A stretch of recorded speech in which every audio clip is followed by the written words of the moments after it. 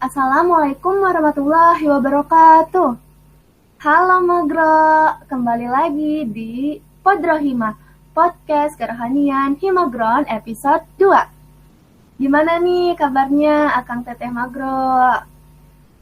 Semoga sehat selalu ya, karena kabarnya PPKM level 4 diperpanjang. Akang Teteh stay safe ya, patuhi protokol, dan yang paling penting, jangan lupa bahagia, agar imun kita tetap dalam keadaan sehat atau nggak drop.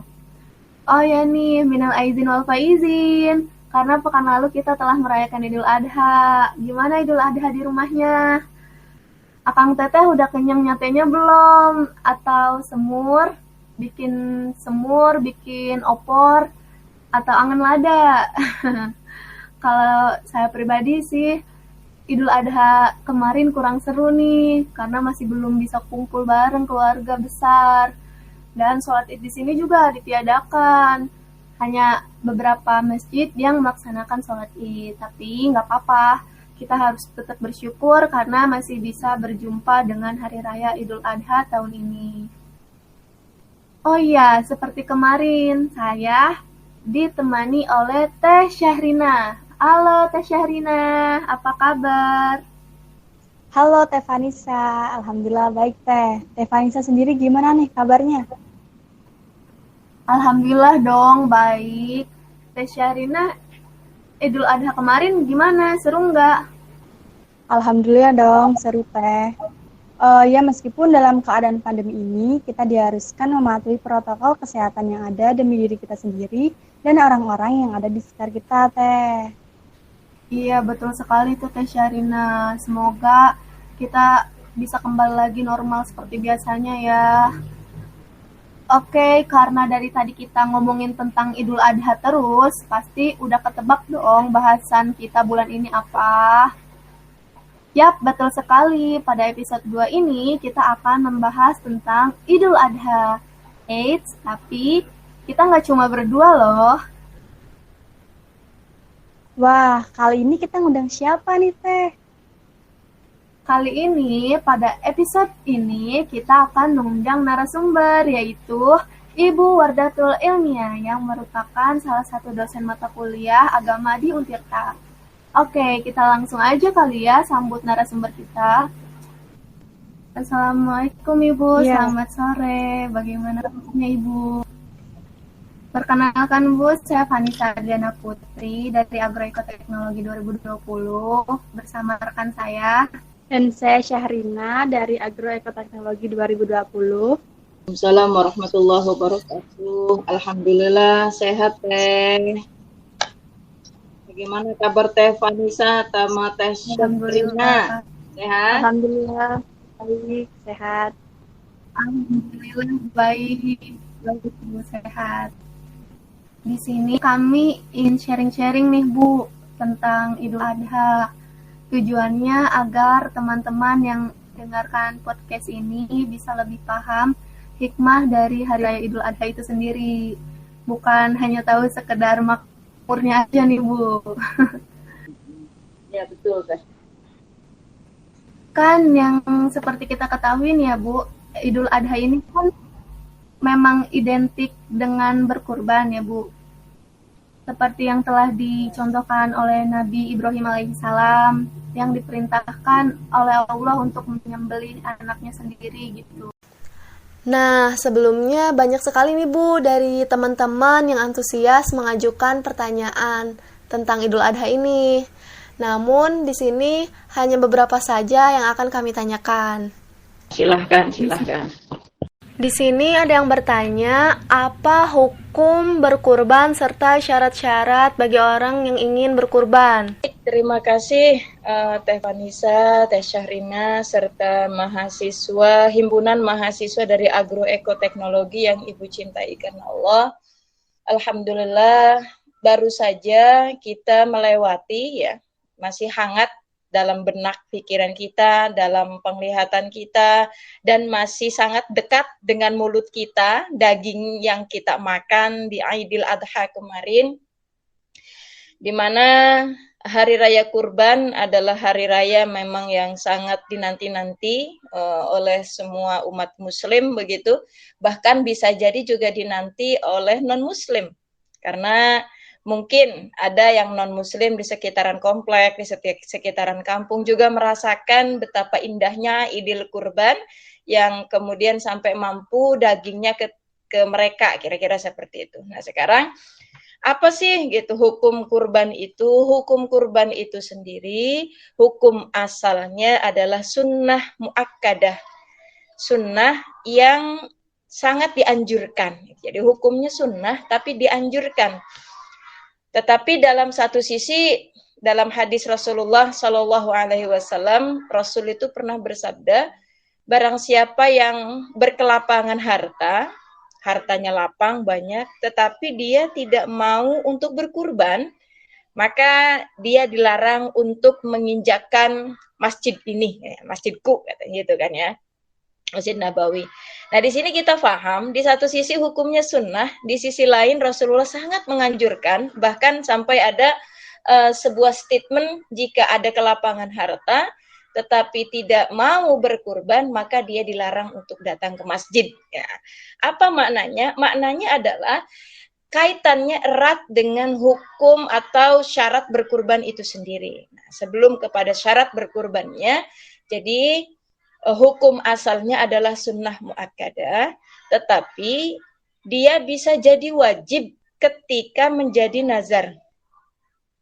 Misalkan Teh Vanessa bernazar nih, kalau saya lulus kuliah, jurusan agroekoteknologi, lulus tepat waktu, misalkan 4 tahun, maka saya akan berkurban.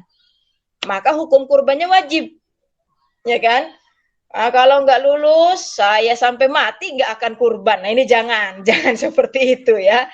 Jadi hukum asalnya sunnah muakkadah, tetapi dia bisa menjadi wajib ketika bernazar. Nazar itu seperti tadi ya, Teh Syahrina, Teh Vanessa, dan yang lainnya.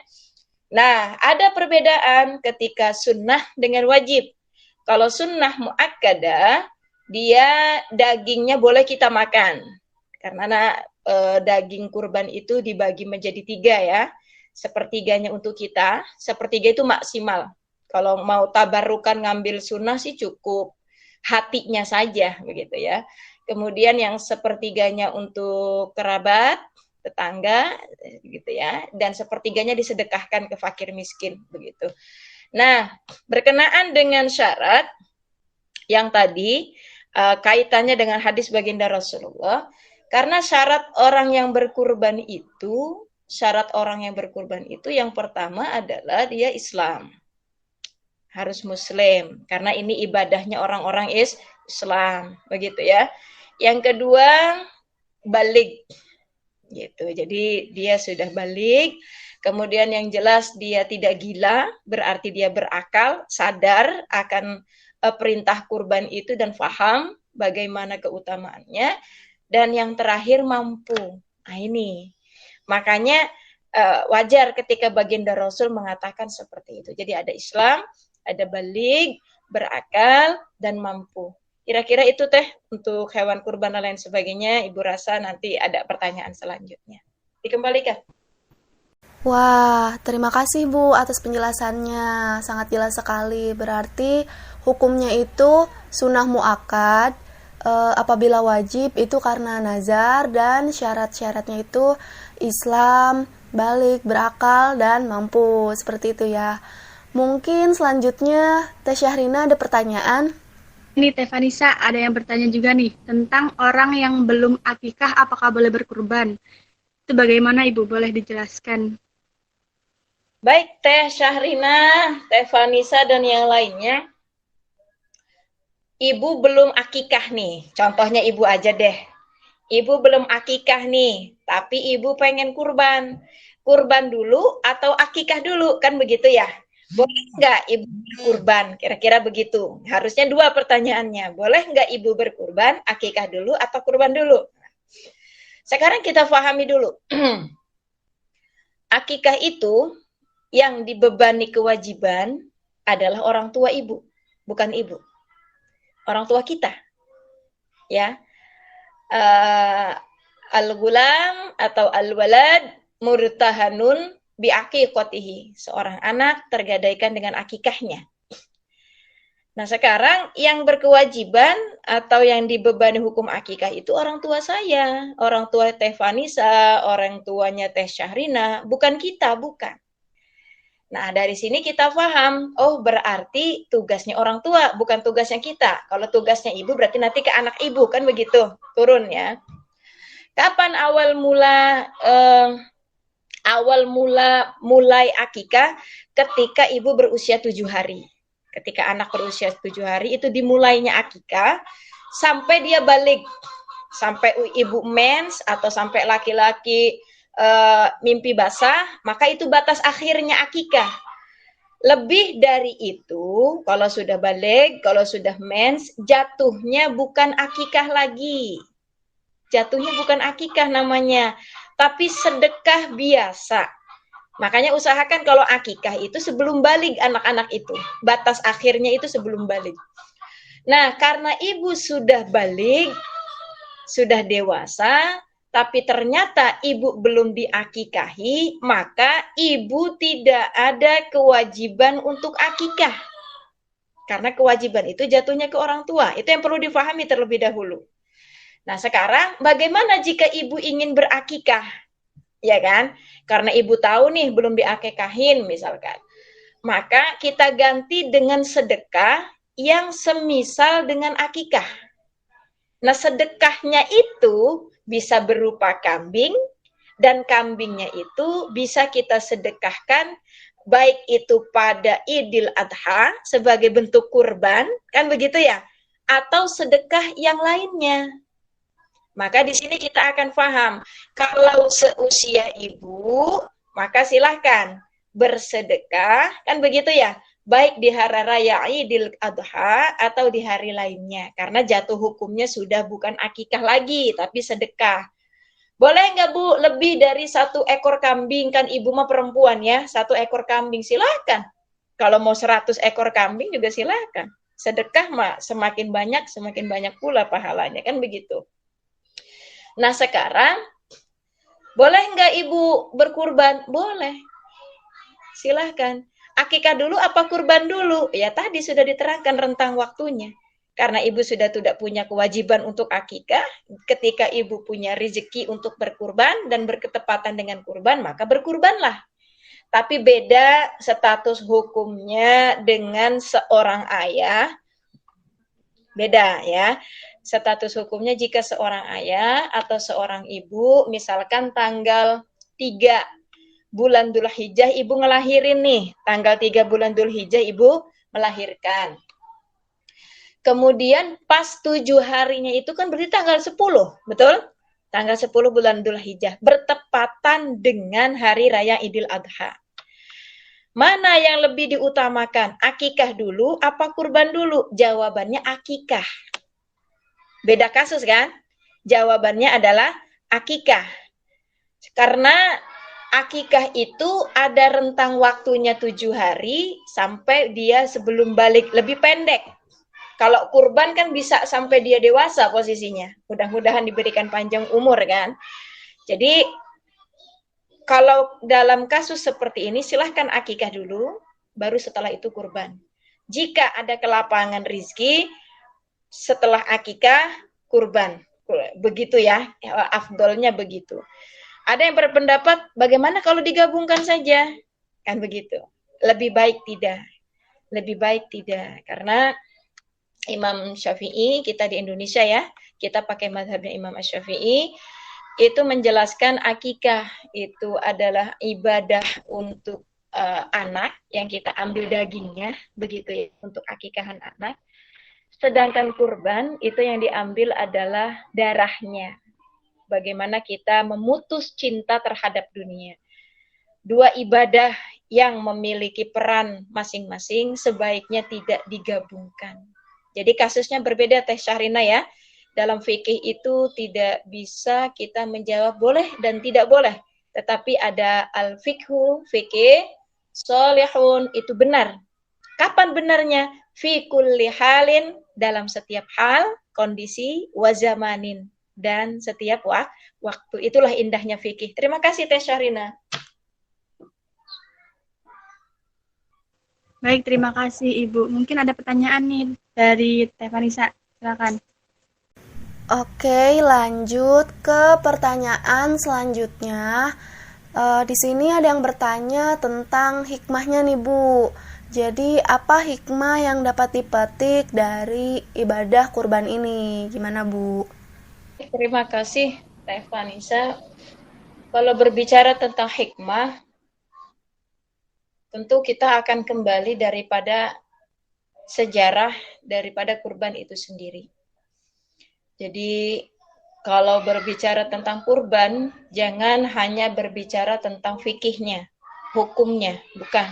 Tetapi kita harus lebih juga memahami tentang akidahnya. Kita faham kurban itu erat kaitannya dengan Nabiullah Ibrahim, Nabi Ismail, dan Ibunda Hajar. Begitu ya. Ini kalau Ibu ceritakan dari awal bisa sampai malam ya. Yang jelas, ketika Nabiullah Ibrahim bermimpi di tanggal 7 untuk memotong anaknya, kemudian tanggal 8-nya Nabi Ibrahim merenung. Merenung itu disebut dengan tarwiyah, begitu ya. Makanya ada puasa tarwiyah, merenung. Kemudian malam ke-9-nya merenung apa sih? Merenung apakah mimpi itu datangnya dari setan atau datangnya dari Allah. Karena mimpi itu ada yang dari Allah, ada yang dari setan, ada yang dari keinginan kita. Misalkan Teh Vanessa pengen banget makan seblak. Mikirin aja sama seblak. Malam-malam mimpi gitu ya, makan seblak. Nah itu dari nafsu namanya. Kalau dari Allah biasanya yang bagus-bagus. Kalau dari setan kan jelek begitu. Makanya Nabiullah Ibrahim itu merenung. Ini dari setan apa dari Allah? Masa suruh nyembelih anak gitu ya kira-kira. Makanya di situ ada tarwiyah. Malam ke-9-nya Nabiullah Ibrahim itu bermimpi kembali. Bermimpi kembali. Sehingga tanggal 9 itu Nabiullah Ibrahim Arafah. Arafah itu faham, jelas, tahu. Ya kan? Makanya ada puasa Arafah kan begitu. Setelah tarwiyah, Arafah. Setelah merenung, faham bahwa mimpi itu datangnya dari Allah. Nah, kemudian di tanggal 9 itu dialog antara ayah dengan anak. Ini sepintas aja ya. Dialog antara ayah dengan anak. Kemudian Nabi Ismail bersepakat dengan Nabi Ibrahim untuk melaksanakan perintah Allah begitu. Sehingga Nabi Ibrahim itu bertanya, wahai anakku, aku diperintahkan untuk menyembelihmu, kul madza tara? Bagaimana menurut pendapatmu? Kemudian Nabi Ismail berkata kepada ayahnya, lakukan wahai ayah, satajiduni insyaallah minas sabirin. Lakukan. Insyaallah itu ayah akan mendapatiku menjadi orang-orang yang sabar. Apakah selesai sampai di situ? Tidak, nak. Ujian begitu datang, berat. Ujian berat. Pada hari itu, tanggal 10 itu, kerajaan iblis itu mulai goncang. Iblis itu punya kerajaan di atas laut, ya, di atas air. Kerajaan setan itu ada di atas air. Mulai bergoncang. Kenapa bergoncang? Karena iblis nggak mau Nabi Ibrahim dan Nabi Ismail melaksanakan perintah Allah. Nggak mau. Akhirnya digodalah ibunya, digodalah Ismail, digodalah juga Ibrahim. Tetapi tidak tergoda. Bahkan Nabiullah Ismail semakin menguatkan ayahnya, membantu ayahnya. Dengan dialog-dialog ketika mau disembelih itu, ayah, ikat tangan saya, khawatir saya kesakitan, saya nggak sengaja mukul ayah. Ayah, tolong tangannya itu bajunya dikulun, dilinggis supaya nggak ada pinceratan, supaya nggak kelihatan sama ibu, nanti ibu sedih. Ayah, tolong baju yang lumuran darah ini jangan sampai kelihatan ibu. Ayah, jika ayah nanti melihat anak-anak seusiaku sedang bermain, tolong jangan dilihat sama ayah. Saya khawatir nanti ayah sedih. Dan seterusnya. Sangat mendukung kepada ayahnya Nabiullah Ibrahim. Demikian juga dengan istrinya. Coba, seorang ibu dibisiki setan, dikasih tahu sama setan bahwa anaknya, putranya Nabiullah Ismail mau dibunuh, mau dipotong, mau disembelih sama bapaknya. Kalau ibu yang dikasih tahu pasti udah kebirit-birit tuh ngejar. Kan begitu. Enak aja anak saya mau disembelih, enak aja anak saya, dan seterusnya. Tapi subhanallah, dari sejarah singkat itu, ya ini singkat sekali yang Ibu terangkan, sebenarnya panjang sekali teh, dalam kitab Durratun Nasihin juga ada. Dari sejarah singkat itu, ada hikmah yang perlu kita fahami dalam esensi Aidil Adha. Pertama, seorang ayah, seorang ibu harus satu frekuensi pendidikannya. Nah, ini penting. Ya, ibu ini orang pendidikan ya. Ibu orang pendidikan. Jadi ini akan menjadi sebuah contoh atau sebuah role model di mana ayah dan ibu jangan berbeda pendapat, jangan silih pendapat, apalagi dalam hal akidah. Makanya anak itu biasanya kan, kalau mau minta jajan ke mamah aja, ke umi aja. Kalau ke abi biasanya nggak boleh. Kalau ke umi biasanya boleh. Kalau mau minta mainan ke umi aja, ke umi biasanya boleh, ke abi biasanya nggak boleh. Ini nggak boleh. Jadi harus satu frekuensi. Siti Hajar, kemudian Nabi Ibrahim, ini satu frekuensi dalam mendidik anaknya, dalam hal ini adalah Nabi Ismail, sehingga Ismail memiliki keimanan yang kuat, nurut tanpa tapi, taat dan patuh kepada Allah Subhanahu wa Ta'ala. Itu pelajaran yang pertama. Harus satu frekuensi dalam pendidikan ya.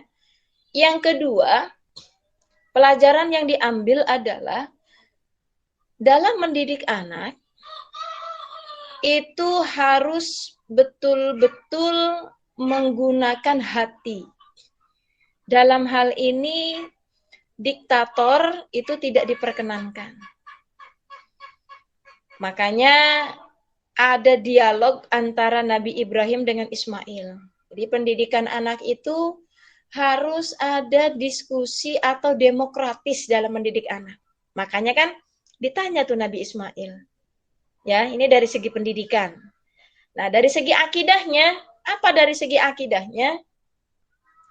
Pelajaran yang ketiga yaitu dari segi akidah. Dari segi akidah, kita paham dari sini bahwa hikmah kurban itu, kurban harus betul-betul berasal dari buah keimanan. Kalau Ibu, Teh Syahrina, Teh Vanisa, atau mahasiswa yang lain hendak berkurban, itu harus betul-betul dari buah keimanan. Bukan karena gengsi, bukan karena ria, bukan karena ujub, bukan pengen dipuji, didengar tetangga, bukan. Tapi karena kita betul-betul beriman kepada Allah, buah keimanan kita kepada Allah, sehingga kita mampu melaksanakan kurban itu betul-betul lurus niatnya karena Allah. Jadi singkatnya, kurban itu harus dari buah keimanan. Yang keempat, karena buah dari keimanan, pelajarannya atau hikmahnya adalah, maka berkurban itu harus dengan sesuatu yang paling bagus. Dalam kisah Ismail dan Ibrahim itu, nak, kalau mau dilanjutkan, sesungguhnya ketika Nabiullah Ibrahim menggorok leher Ismail, ya kan, sampai 2 kali cuma nggak kena. Kemudian di belakangnya, dalam seketika lagi menggorok setelah diskusi antara ayah dengan anak, mau ditebas pakai pedang. Kemudian ada malaikat di belakang, bertakbir, Allahu Akbar, Allahu Akbar, Allahu Akbar. Dijawab sama Nabi Ibrahim, La ilaha illallah, Allahu Akbar. Disaut lagi sama Nabi Ismail, Allahu Akbar, walillahil hamd. Seketika itulah Nabi Ismail dibangkitkan dan diberikan gibas, domba. Nah, dalam sejarahnya domba yang diberikan kepada Nabi Ibrahim, nah, itu ada kaitannya dengan domba kurbannya Habil dan Qabil. Jadi ini nih kambingnya Habil. Ini dombanya Habil yang disembelih ini, yang dibawa dari surga. Bagaimana bentuknya? Bagus, putih, besar, gemuk. Karena kan dalam sejarahnya Habil itu penggembala, peternak. Kalau Qabil itu kan petani, beda. Habil Dia memilih ternaknya yang paling bagus, yang paling gagah, yang paling pokoknya malah paling ganteng di antara embek-embek yang lain, domba-domba yang lain. Maka dari sini kita paham, kalau mau kurban lebih utamanya domba. Ini hikmahnya, lebih utamanya domba. Kemudian warnanya yang putih. Ini yang jarang kita paham gitu ya.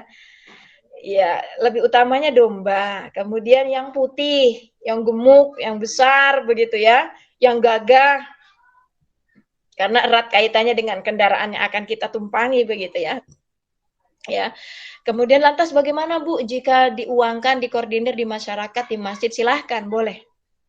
Silahkan. Itu untuk mempermudah karena tidak semua orang juga suka kambing, suka domba begitu ya.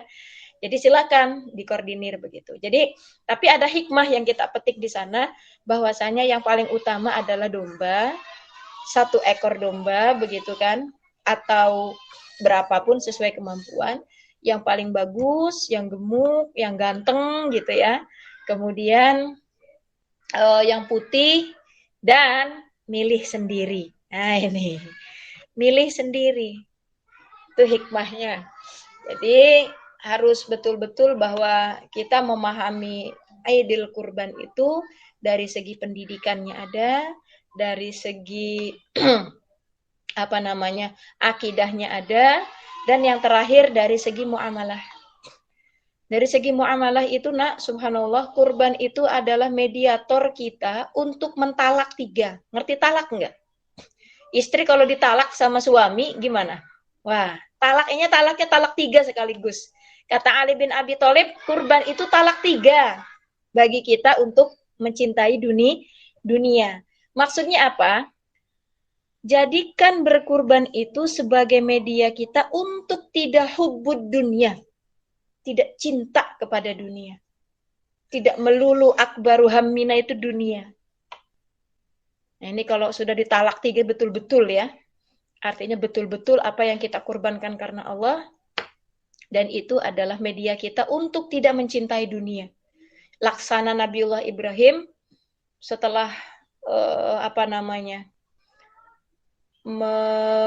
mengurbankan 30.000 ekor ternaknya, begitu kan dalam sejarahnya 30.000 dulu tuh. Tapi kemudian Nabi Ibrahim juga diuji dengan menyembelih putranya, putra kesayangannya mampu disembelih, apalagi kita gitu ya.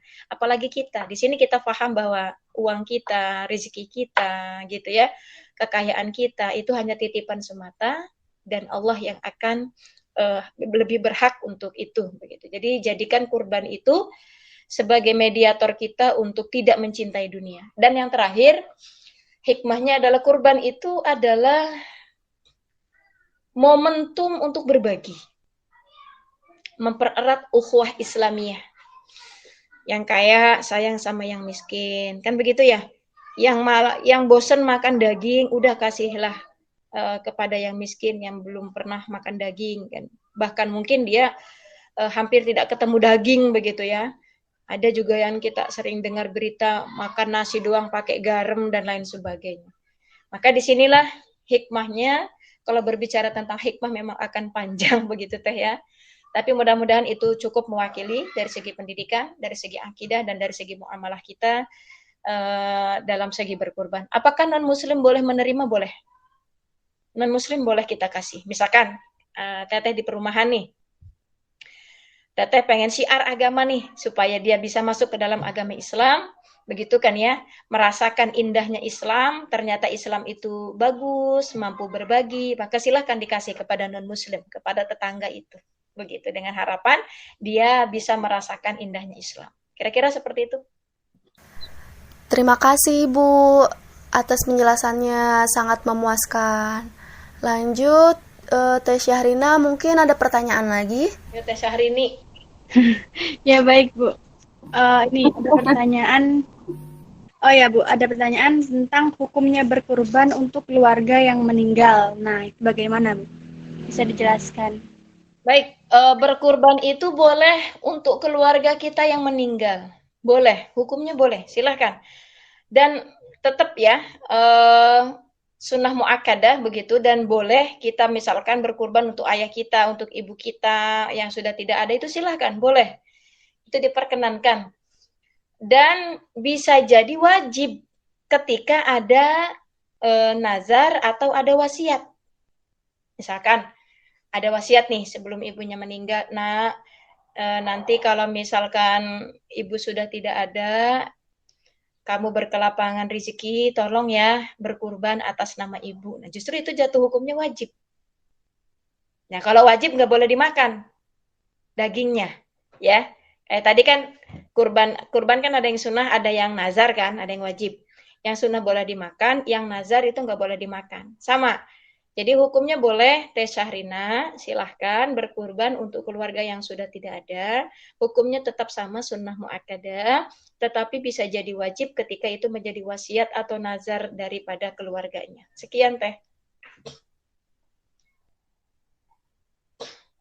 Baik, terima kasih Ibu. Mungkin ada pertanyaan lagi nih dari Teh Vanisa. Ada nih pertanyaan yang paling menarik. Enggak sih, ya mungkin menarik. Apakah kurban sendiri merupakan tindakan kekerasan pada binatang? Gimana tuh, Bu? Baik, ini pertanyaannya bagus dan rasional menanyakan itu karena di masyarakat seringkali kita lihat ya, bagaimana cara bukan nyembelihnya, menjatuhkannya, ya, mengikat, kemudian dijatuhkan, didorong, ada yang sampai diinjek-injek dan seterusnya. Baik, apakah kurban ini termasuk tindakan kekerasan kepada hewan? Jawabannya tidak. Dengan syarat, dengan catatan sesuai dengan sunnah Rasulullah SAW. Ya, jawabannya tidak jika sesuai dengan sunnah atau ajaran daripada baginda Rasul. Bisa jadi iya ketika tidak mengikuti sunnah Rasul. Nah, baik. Jadi status hukum itu akan berubah dalam situasi dan kondisi, oke? Kita pahami dulu itu. Hukum kaidahnya al-fiqhu shalihun likulli halin wa zamanin. Sekarang bagaimana sih sebenarnya yang harus dilakukan ketika hendak berkurban?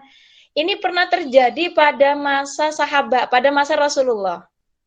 Jadi waktu itu ada seorang laki-laki yang hendak berkurban, kemudian dia jatuhkan kurbannya, dombanya dia jatuhkan.